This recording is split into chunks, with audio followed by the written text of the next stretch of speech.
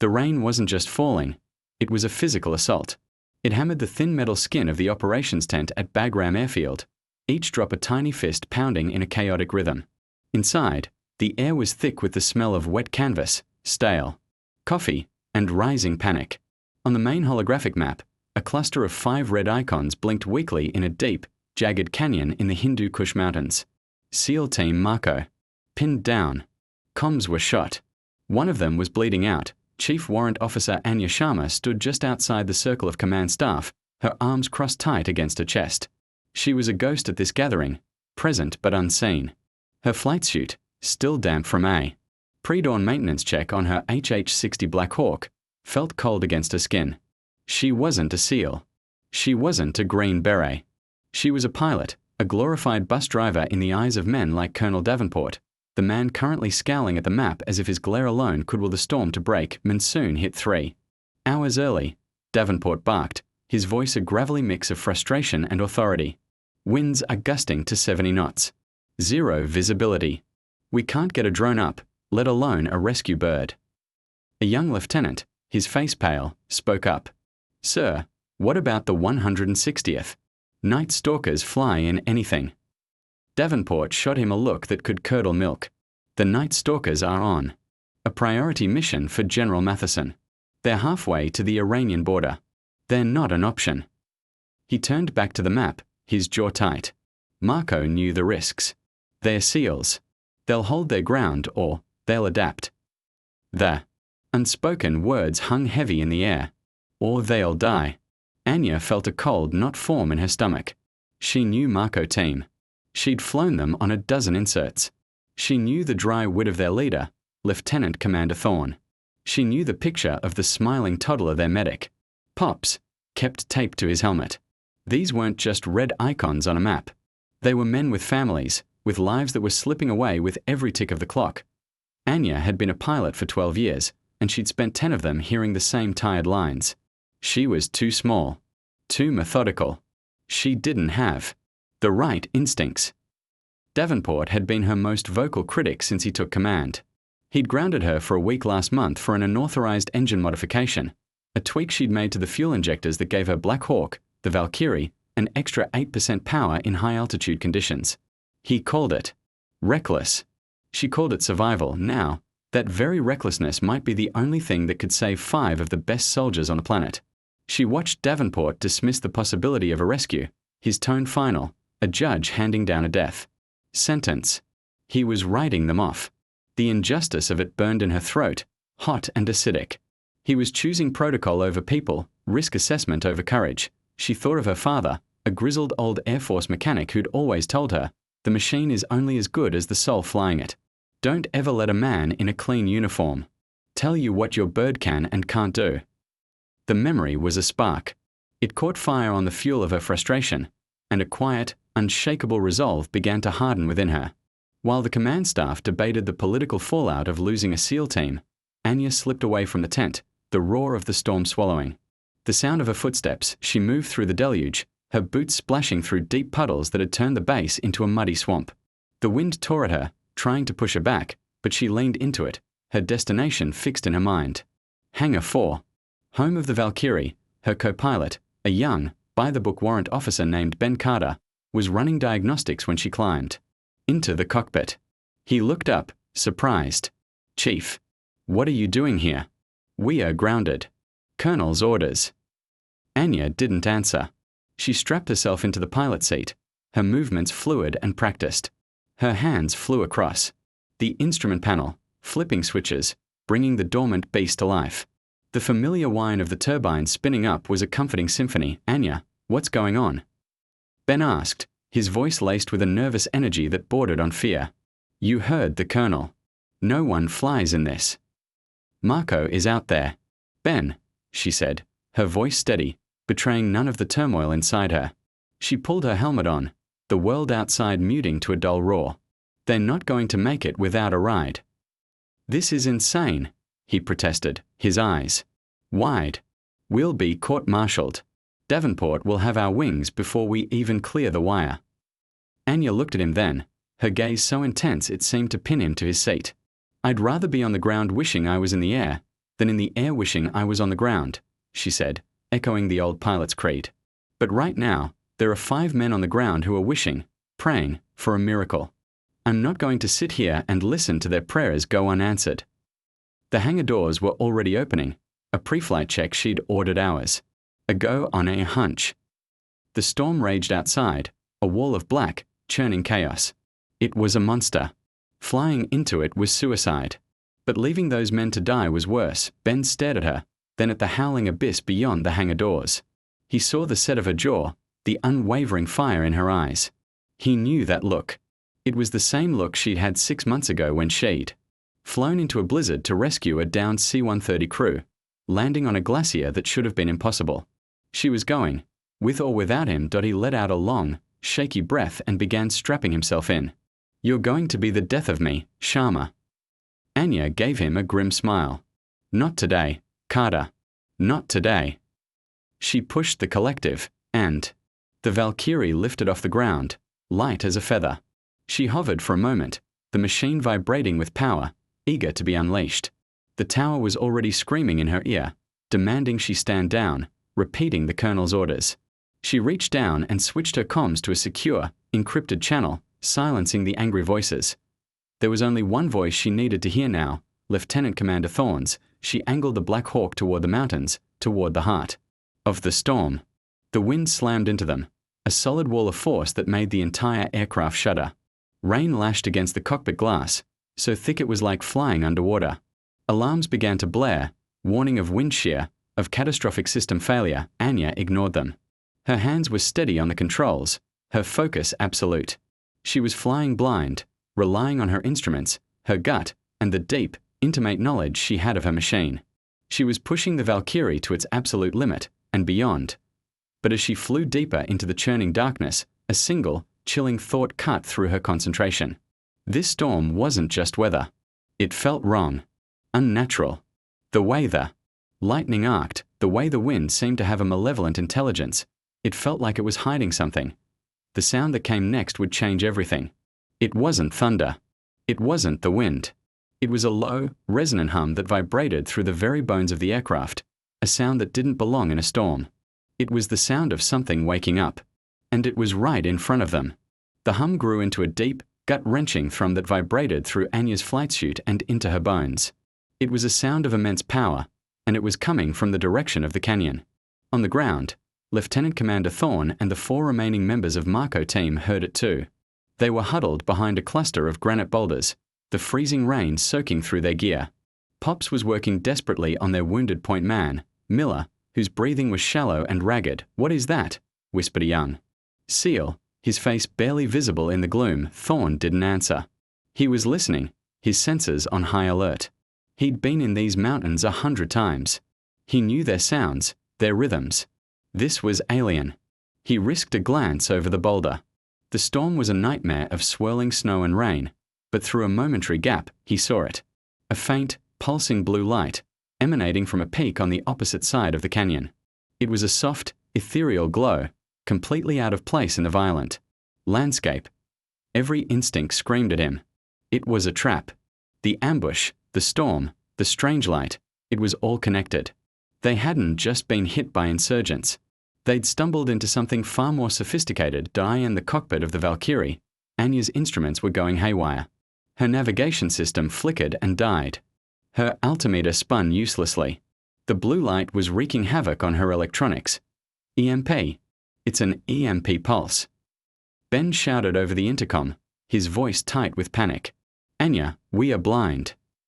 "No, we are not," Anya said, her voice a mask of calm. She switched to manual controls, her hands and feet dancing over the cyclic, collective, and anti-torque pedals. She was flying by feel now, a skill that no simulator could teach. The bond between pilot and machine had become everything. The bird still has power. It's not a weapon, it's a jammer, a damn powerful one. She had a choice to make. Turn back, try to get clear of the interference and save her own skin. Or push through, deeper into the unknown, toward the men who were counting on her. For Anya, it was never a choice. "Hold on," she gritted out, and nosed the Black Hawk down, plunging into the canyon. The flight became a brutal, disorienting ballet. The canyon walls were invisible in the storm, but they were there, waiting to tear the Valkyrie apart. Anya flew with her eyes closed for a few seconds at a time, relying on the memory of the holographic map from the briefing room, visualizing the twists and turns of the ravine. The wind was a living thing, grabbing at the helicopter, trying to smash it against the rocks down below. The enemy was closing in. Figures emerged from the storm, clad in advanced, all-weather gear, their weapons equipped with thermal scopes that cut through the rain. They weren't local militia. They were professional soldiers, well-equipped and well-trained. They moved with a chilling efficiency, flanking Marco's position, contact. Thorn yelled, opening fire. The canyon erupted in a cacophony of gunfire, the muzzle flashes stark against the gloom. The SEALs were outnumbered and outgunned. Miller was fading fast. Their fight was becoming more desperate by the second. Anya saw the muzzle flashes below. It was the only landmark she had in the swirling chaos. She was close. Ben, get on the winch. Get the penetrator ready, she ordered, referring to the heavy, weighted cable designed to punch through dense jungle canopy. Or, in this case, a raging storm. Ready, he confirmed a moment later. Marco actual, this is Valkyrie 1. Anya transmitted, praying her signal could cut through the interference. Talk to me. Where are you? Thorn's voice, when it came, was faint, laced with static and the roar of battle. Valkyrie, you're a ghost. We're south side of the riverbed, taking heavy fire. I see you, Anya said, her eyes locking onto the sporadic flashes of their rifles. I'm coming in hot. Pop smoke. A canister hissed on the ground, and a plume of thick, green smoke billowed into the air, a beacon in the maelstrom. Anya banked the Valkyrie hard, a maneuver that defied both regulations and physics. She was going to hover, right in the middle of a hurricane-force storm, in a canyon barely wider than her rotor blades. You're insane, Ben breathed, his hands gripping the edge of his seat. Get ready to drop the line, Anya commanded, ignoring him. She fought the controls, every muscle in her body straining. The helicopter screamed in protest, but it held.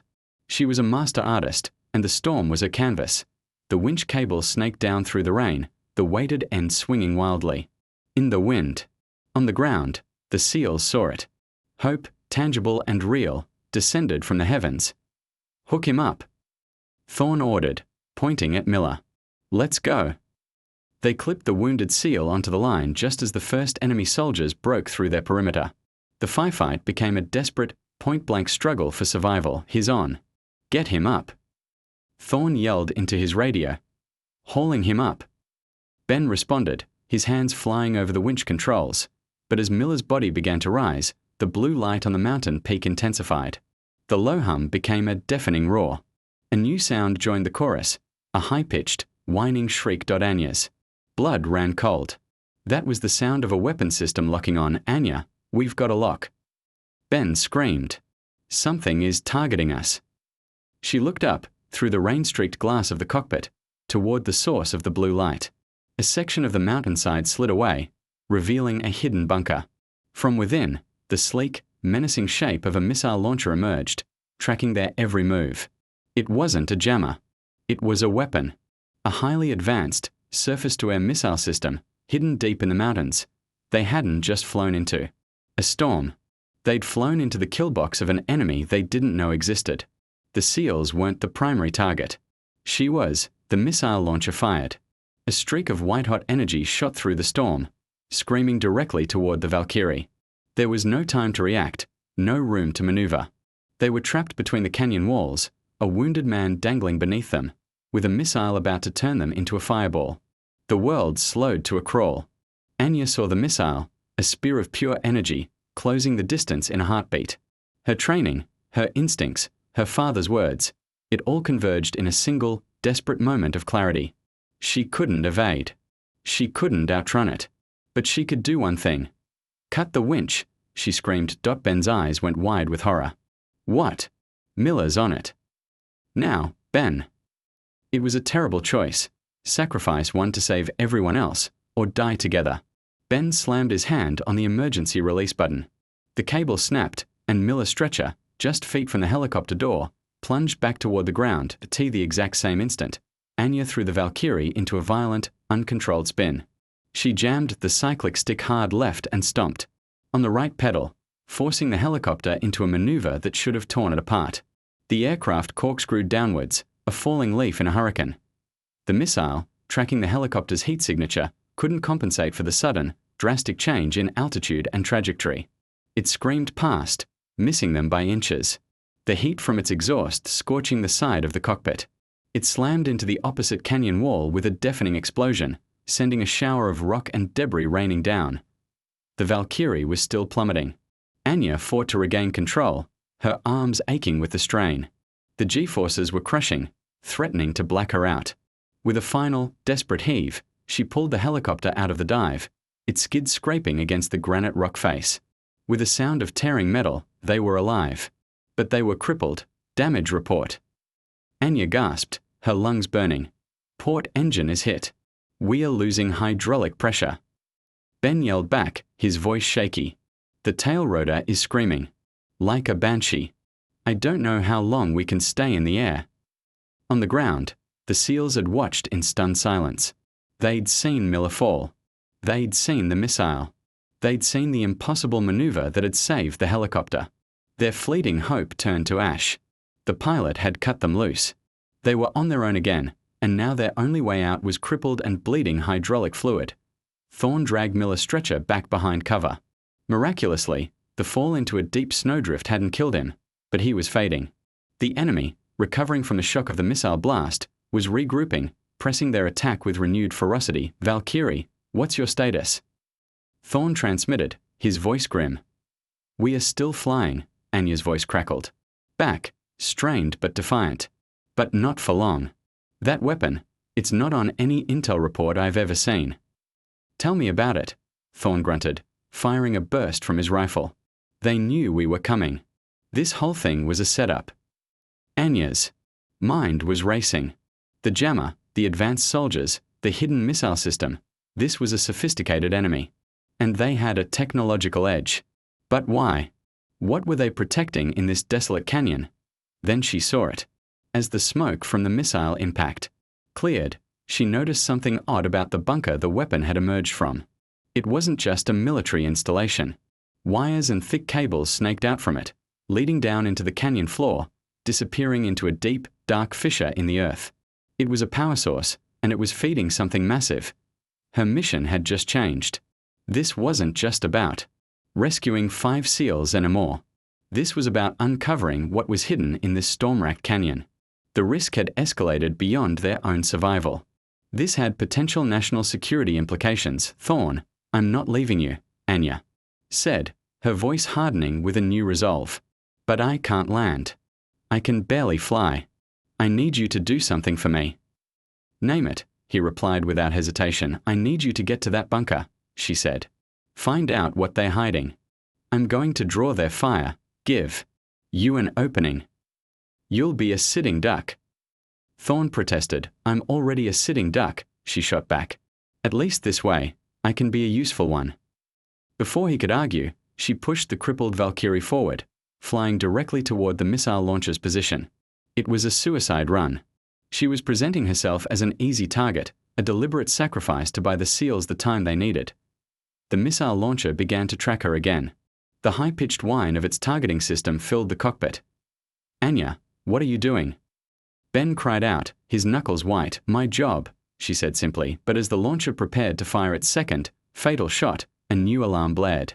On Anya's console, one that hadn't been silenced by the EMP. It was a proximity alert, but it wasn't from the missile. It was from behind them. Anya glanced at her rearview camera feed, which was miraculously still functioning. Her heart stopped. Emerging from the storm behind them, silent and deadly, was another aircraft. It was sleek, black, and bore no markings. It wasn't one of theirs. And it wasn't firing on the enemy.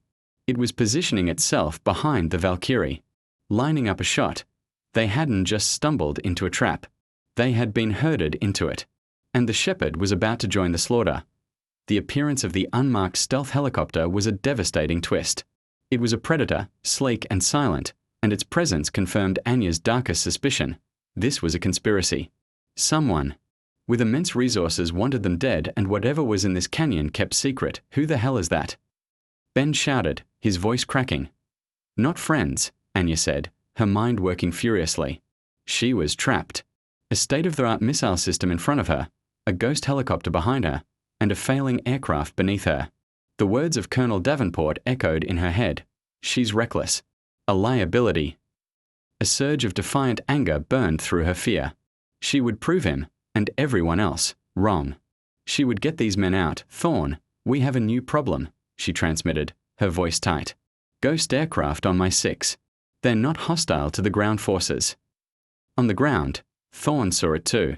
The black helicopter was a phantom. Its design unfamiliar. Understood. Valkyrie. We are moving to the bunker. Buy us some time. Anya knew she had seconds. The stealth chopper was lining up for a kill shot with its own air-to-air missiles. The ground-based launcher was recalibrating. She was out of options. So she created one. Ben, get ready to kill the engines on my mark, she said, her voice eerily calm. Kill the... Anya, that's suicide. We'll drop like a stone. Just do it, she commanded. She pushed the wounded Valkyrie into a steep climb, aiming for the low, thick cloud cover that choked the top of the canyon. The engine screamed in protest, the damaged tail rotor vibrating so violently the entire airframe felt like it was about to disintegrate. The stealth chopper followed, rising behind her, confident in its superiority. The missile launcher on the ground tilted upwards, tracking her ascent. They had her boxed in now. Anya yelled. Ben hit the engine kill switches. The roar of the turbines died instantly, replaced by an unnerving silence and the howl of the wind. The Valkyrie lost all lift, its rotor blades windmilling uselessly. It began to fall, a 10-ton piece of dead weight dropping from the sky. The pilot of the stealth chopper was clearly caught by surprise. Anya's maneuver was illogical, suicidal. The ground-based missile, which had just locked on, suddenly lost its target as the Valkyrie's heat signature vanished. As they fell, Anya used the last of the hydraulic pressure to angle the helicopter's nose down. They weren't just falling.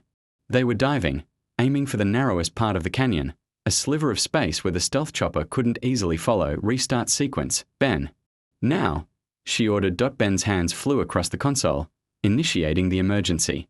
Restart. The turbines coughed, sputtered, and then, with a deafening roar, caught. Power surged back into the system.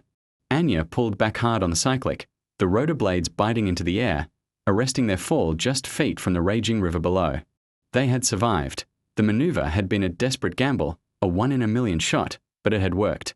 It had confused their enemies and bought them precious seconds. Meanwhile, Thorne and his team used the diversion to their advantage. Under the cover of the chaos, they reached the base of the bunker. The entrance was a heavy, reinforced steel door. It was impregnable, but seals don't knock. They placed a breaching charge, and with a deafening blast, blew the door off its hinges. They stormed inside, into a world of cold, sterile steel and humming electronics. The bunker wasn't just a weapons platform. It was a command center. And at its heart, on a massive screen, they saw the truth that IT was a live satellite feed, but it wasn't showing the canyon. It was showing Bagram Airfield. Specifically, it was showing Colonel Davenport's command tent. And standing next to him, pointing at a tactical map, was the pilot of the stealth helicopter, a man Thorne recognized instantly. It was a former CIA operative named Marcus Vance, a man who had gone rogue years ago, presumed dead. The feed had a timestamp. It was from 2 hours ago. Vance and Davenport had planned this. The storm, the ambush, the SEAL team being sent into a known trap. It was all a setup. Davenport was a traitor. Valkyrie, you are not going to believe this, Thorne said. His voice a low, dangerous growl. Davenport is in on it. He's feeding them our position. It's a setup. I repeat, Colonel Davenport is a traitor. The revelation hit Anya like a physical blow. The mockery, the grounding, the dismissal of her abilities. It hadn't just been prejudice. He had been actively trying to keep her, his most unpredictable pilot, away from this mission. He knew. She was the one person who might be crazy enough to fly into that storm and ruin his plan. The betrayal was staggering. But it also gave her an idea. If Davenport was feeding them her position, she could use that. Thorne, I need you to disable that missile launcher, Anya said, her voice cold as ice. I'm going to deal with our ghost. She banked the crippled Valkyrie hard, turning to face the stealth chopper, which was now descending cautiously into the canyon. Vance, in the cockpit of his advanced aircraft, was likely confused but still confident. He had the superior machine, but Anya had something he didn't. Rage. And a plan she knew Davenport would be relaying her every move. So she started flying erratically, making it look like a damaged helicopter was on its last legs, barely under control. She flew toward a blind canyon, a dead end. It was the perfect place for Vance to corner and finish her, his taking. "The bait," Ben said, his voice a tense whisper. "I know," Anya replied. The stealth chopper followed her in, its weapon bays opening. Anya flew deeper, drawing him further from the main canyon. The walls closed in around them. Inside the bunker, the SEALs fought their way to the missile control room. They dispatched the guards and planted explosives on the system's power core, Valkyrie. "The package is set," Thorne reported. "We are blowing it in 30 seconds. "Roger that," Anya said. She looked at Ben. "Get ready for the light show." She let the Valkyrie shudder and drop, as if she was finally losing control. Vance saw his opportunity. He surged forward, closing in for the kill. At that moment, the explosives in the bunker detonated. A massive explosion ripped through the mountainside, and the pulsing blue light from the jammer died instantly, and in that same instant, Anya's instruments, freed from the interference, roared back to life. But it wasn't just her instruments. As the power from the hidden fissure was severed, a failsafe protocol kicked in. All along the canyon walls, hidden panels slid open, revealing dozens more automated weapon turrets, all turning, all locking onto the only 2 aircraft in the canyon. The trap wasn't just the missile. The entire canyon was the weapon, and they had just activated its final, deadly defense system. The canyon walls came alive with the menacing red lights of dozens of automated turrets. Anya and Vance, mortal enemies, just a second ago, were now equal partners in a death trap. The canyon's defense system didn't discriminate. It was designed to eliminate any and all aerial threats. Vance, in his technologically superior helicopter, reacted first. His stealth systems and advanced countermeasures flared, and he jinked hard, evading the initial volley of fire. But he was still trapped. Anya's Valkyrie was a different story. It was old, damaged, and had no stealth capabilities. It was the juiciest target in the kill box. The turret swiveled, a chorus of death locking onto her. "We are dead. We are completely exposed." Ben yelled, his voice strained with terror, but Anya was smiling. A cold, grim smile. "Davenport thought this bird was obsolete," she muttered. "He's about to find out what old school really means." She flicked a guarded switch on her console, a switch that Davenport himself had ordered disconnected during a standardization upgrade. But Anya, with her father's wisdom in her ears, had reconnected it herself late one night in the hangar. The switch activated the M130 General Purpose Dispenser System, a flare and chaff countermeasure unit considered ancient by modern standards. "What are you doing?" Ben asked. "Flares won't work against these things. They're not heat-seeking." "They're not for the turrets," Anya said, her eyes fixed on Vance's stealth helicopter. "They are for him." She unleashed a massive volley of flares. The canyon was instantly illuminated by a blinding, searing magnesium glare.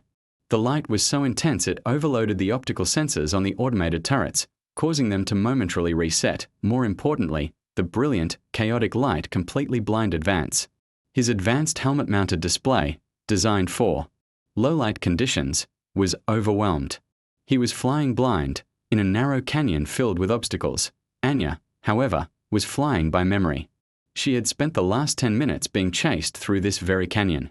She knew every twist, every turn while Vance struggled, disoriented.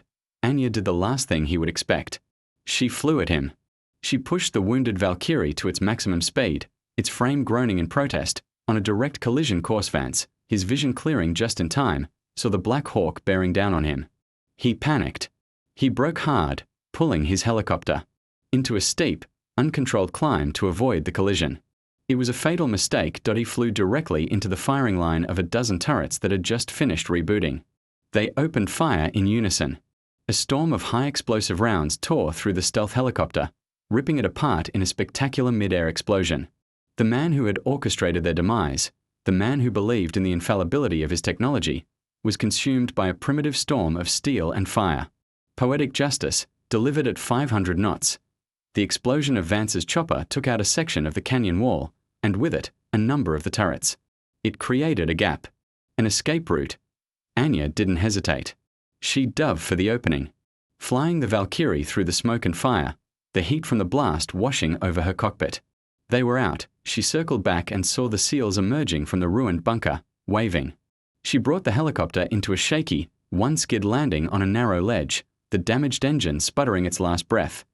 The rescue was a quiet, professional affair. The SEALs, including a now stable Miller, climbed aboard. No one said a word. They didn't have to. As Thorne strapped himself into the seat behind Anya, he reached forward and put a hand on her shoulder. He squeezed it once. It was a gesture of respect so profound, so hard-earned, that it meant more to Anya than any medal, but it wasn't over. As they lifted off, a single, urgent message came through on the secure channel from Bagram. It was from Ben's contact. In the comms tower. Valkyrie, be advised. Davenport has scrambled 2 F-16s. His orders are to shoot you down. He's telling them you've gone rogue, that you're a traitor. The final betrayal. Davenport was trying to bury his crime by painting her as the criminal. He was trying to erase the evidence. Anya looked at her fuel gauge. It was almost empty. Her helicopter was barely holding together. 2 of the world's most advanced fighter jets were screaming toward them. There was no way out. Then Thorne's voice came over the intercom, calm and steady. He may have jets, but we have a witness. He was holding a small, hardened data drive. Pulled this from the bunker's main console. It's everything. The plans, the comms logs between Davenport and Vance. The whole conspiracy. Anya's mind raced. They couldn't outrun the jets. But they could change the narrative. Get me a direct line to General Matheson's command frequency, Anya said. Now. A few moments later, she was speaking, her voice broadcast across the entire regional command network. General Matheson, this is Chief Warrant Officer Anya Sharma. Call sign Valkyrie 1. I have SEAL Team Marco aboard. We have been the victims of a conspiracy orchestrated by Colonel Davenport and a rogue asset. We have proof. I am invoking the right of direct appeal. Do not fire on this aircraft. There was a moment of tense silence. The F-16s were now visible on her radar, closing fast. Then, a new voice filled the channel, a voice of calm, absolute authority. Valkyrie 1, this is General Matheson. I hear you. Stand down, Vipers. He commanded the F-16 pilots. Maintain visual distance but do not engage. I say again, do not engage. The F-16s broke off their attack run, taking up escort positions on their wings. The threat was over. The return to Bagram was surreal. They landed to find the base in an uproar. Colonel Davenport was in custody, his face a mask of disbelief and rage. General Matheson was there to meet them personally. He walked straight past Thorne and the other SEALs and stopped in front of Anya. He looked at her, then at the bullet-riddled, barely flyable wreck of the Valkyrie. Chief, he said, his voice filled with a respect that was entirely new to Anya. That was the finest piece of flying I have ever witnessed. You disobeyed a direct order. You risked a billion-dollar aircraft. And you saved the lives of 5 of my best men. The court-martial will be a sight to see. He paused, a slow smile spreading across his face. I'll be testifying for the defense. Later, as the sun began to set, Anya stood alone in the hangar, looking at the holes in the Valkyrie skin. Each one was a testament to the battle they had survived. The whispers, the mockery, the doubt, it all felt like a distant memory. She had faced the storm, both outside and within the command structure, and she had won. She had earned her place, not by following the rules, but by knowing when to break them. Her father's words came back to her. The machine is only as good as the soul flying it. Today, her soul and her machine had been more than good enough. They had been legendary.